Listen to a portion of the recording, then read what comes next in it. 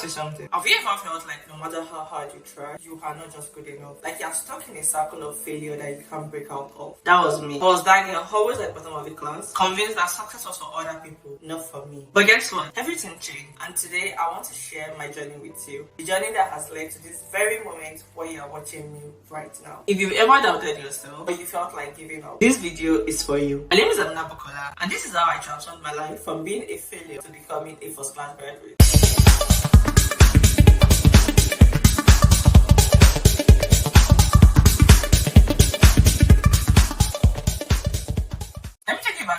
School days. I went to a full boarding school, Vanguard Academy in Ogun State, Nigeria. And honestly, those years were some of the hardest of my life. High school was never a bed of roses for me. I was a student who was always behind, no matter how much I tried. I'll be in class listening to the teachers, but it felt like their words were just flying over my head. My fellow classmates seemed to understand everything, but I was always lost. And it wasn't because I wasn't trying. Trust me, I was. But no matter how hard I studied, I just couldn't seem to do well. I remember getting my report card in my JS1. I was ranked 27th out of 30 students in my class. I'm not even kidding when I say 27th position became my constant ranking from my JS1 to JS3. I'm not going to sugarcoat this. It was embarrassing, frustrating, and I dreaded going on for holidays because I knew how disappointed my parents would be, considering how the effort they put into helping me improve. From extra lessons to coming from visiting every 2 weeks to pocket money, but nothing seems to work. Even during my holidays, my dad tried everything he could think of to like help me get better. He hired lesson teachers, enrolled me in summer classes, and sometimes out of frustration, I get the beating of my life. But nothing changed. I'll never forget one summer holiday when I failed again. Made me work with bricklayers at the construction site was overseeing. He wanted me to understand how hard it is to earn money and pay that huge amount of school fees. He needed to motivate me to work harder in school. But even with all of that, nothing seems to click. I was still that girl who couldn't get it right no matter how much I wanted to.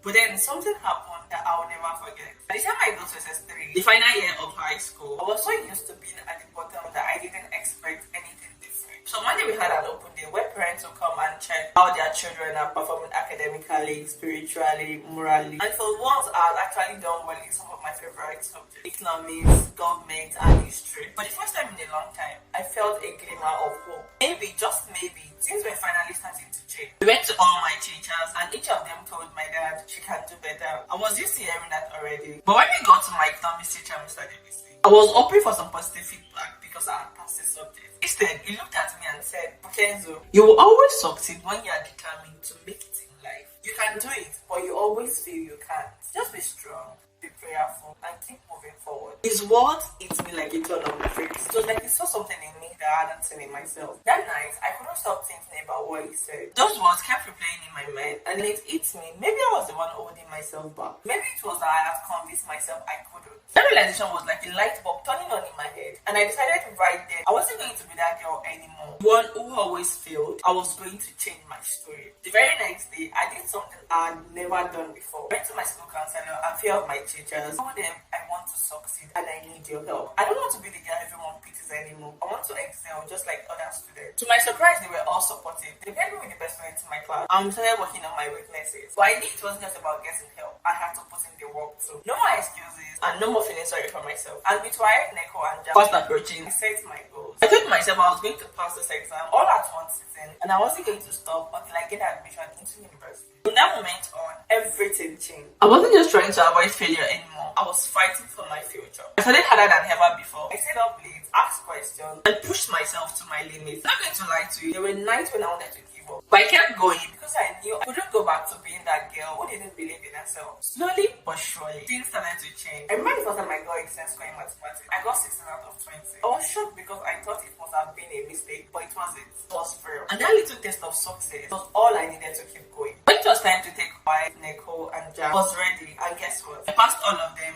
on the first try. For the first time in my life, I felt like I was breaking free from the chain that has held me down for so long. When I received my university admission letter, I couldn't believe it. I wasn't the failure I used to be. I had become someone I could be proud of. University was the first start, and I was determined to make the most of it. In my first year, I achieved a CGPA of 4.61. I couldn't believe it. And it didn't stop there. The second year, I was on scholarship. My university was paying part of my tuition fee because of my academic performance. I received awards, recognition, and by the time I graduated, I was the second best in my department. It felt so real, like I was living a dream I didn't even know I had. On January 14, 2020, when I was called on stage as a first class graduate, I was overwhelmed with emotion. I thought about all those nights when I cried myself to sleep and I felt I was worthless, and all the time I wanted to give up. My journey from failure to success was complete, and I knew this was just the beginning of greater things to come. So if you're watching this and you feel like you're stuck, like you're not good enough, please know that you are. You have the power to change your story just like I did. It's not going to be easy. I'm here to tell you, if you keep going, if you keep believing in yourself, you can accomplish more than you ever dreamt was possible. Thank you for watching my story. It inspired you. We gave you even a little bit of hope. Can you give this video a thumbs up? Share it with someone who needs to hear it, and subscribe to my channel. This is just the beginning, and I can't wait to share more of this journey with you. We are in this together. Thank you for watching.